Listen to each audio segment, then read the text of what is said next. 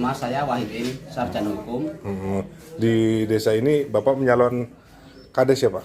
Ya, calon kades. betul. Nah, ada visi dan misi untuk menjadi calon kades di Tanjung Sari Pak? Ya, tentunya sebagai persyaratan sebagai calon kades di Desa Tanjung Sari itu kan harus ada misi dan visi. Adapun misi dan visi yang perlu saya sampaikan adalah sebagai berikut, yaitu saya punya moto Tanjung Sari Bertasakur. Bertasakur itu artinya bahwa Tanjung Sari itu harus bersih, transparan, aman, sejahtera, agamis, komitmen, unggul dan ramah. Adapun misi visi Ya. yang saya angkat dalam hal ini untuk kemajuan Desa Tanjung Sari sebagai berikut. Visi terbangunnya tata kelola pemerintahan desa yang profesional dan jujur guna mewujudkan Desa Tanjung Sari yang adil, berbudaya, aman, sejahtera dan bermartabat. Iya. Adapun misi yang saya angkat untuk pencalonan saya sebagai kepala desa adalah sebagai berikut. Pertama, mewujudkan pemerintahan desa yang jujur, adil, agamis, dan bermartabat serta pengambilan keputusan secara cepat dan tepat. Yang kedua, pemerataan pembangunan baik pembangunan fisik maupun non fisik secara merata. Poin yang ketiga, melanjutkan program-program pemerintah desa yang mendukung masyarakat periode yang lalu yang tercantum dalam RPJM Des. Yang keempat, meningkatkan keamanan, ketertiban, kebersihan, dan ketenteraman dalam masyarakat. Poin yang kelima, meningkatkan mutu kesejahteraan masyarakat untuk mencapai taraf hidup yang lebih baik dan berpendidikan. Yang keenam, optimalisasi peran pemerintah desa dalam pelayanan kepada masyarakat secara profesional. Adapun poin yang terakhir yaitu poin yang ketujuh, meningkatkan kehidupan sosial yang harmonis, toleran, saling menghormati dalam kehidupan berbudaya, berdasarkan keimanan dan ketakwaan di Desa Tanjung Sari. Oh gitu. Adapun program kerja tentunya ini sangat mendukung dalam hal saya pencalonan sebagai kepala desa.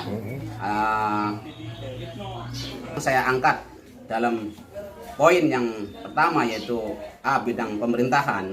Pemerintah desa merupakan unit terkecil dari pemerintahan nasional yang mana permasalahan mulai dari desa. Untuk itulah pemerintahan desa yang merupakan unit terkecil dari pemerintahan nasional harus jujur, profesional, amanah, santun, ramah dalam memberikan segala pelayanan kepada masyarakat serta cepat dan tegas dalam mengambil keputusan. Untuk mewujudkan maksud dan tersebut di atas perlu dilakukan hal-hal sebagai berikut. 1. Pembenahan kinerja aparatur pemerintahan desa. Yang kedua, transparansi keuangan. Yang ketiga, sinergisitas dengan BPD. Yang keempat, peningkatan pelayanan publik. Adapun poin yang yaitu bidang pembangunan, yaitu pembangunan pada hakikatnya adalah mengadakan perubahan suatu dari yang tidak atau kurang baik menjadi baik, dari yang tidak bermanfaat menjadi manfaat, dan yang rusak menjadi bagus. Prioritas utama yang harus dilakukan oleh kepala desa dalam pembangunan desa adalah pembangunan akhlak. Pembangunan akhlak diarahkan untuk menjadi manusia yang berakhlakul karimah. Sarananya adalah pengajian-pengajian, majelis taklim, serta kegiatan-kegiatan yang bersifat positif. Adapun pembangunan fisik, poin yang kedua ada pembangunan fisik. A, pembangunan sarana transportasi diarahkan untuk menjaga perekonomian masyarakat. B, pembangunan sarana pendidikan non formal dengan memberikan kepedulian bagi guru TPA dan TPI. C, pembangunan di bidang olahraga dengan memberikan pembinaan olahraga melalui Karang Taruna sehingga pengembangan potensi pada cabang-cabang olahraga dapat berjalan secara optimal. Adapun di bidang pertanian, sebagian besar penduduk Desa Tanjung Sari adalah hidup dari hasil pertanian.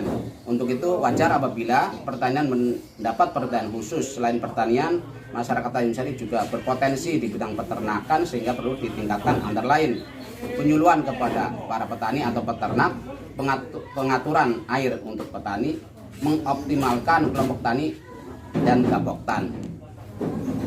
Bidang keamanan, pembangunan sarana keamanan antara lain pengadaan pos kamling, mengoptimalkan atau mengaktifkan kembali peran Hansip. Yang ketiga, menjalin hubungan baik dengan instansi keamanan antara lain Polsek, Polres, dan Koramil.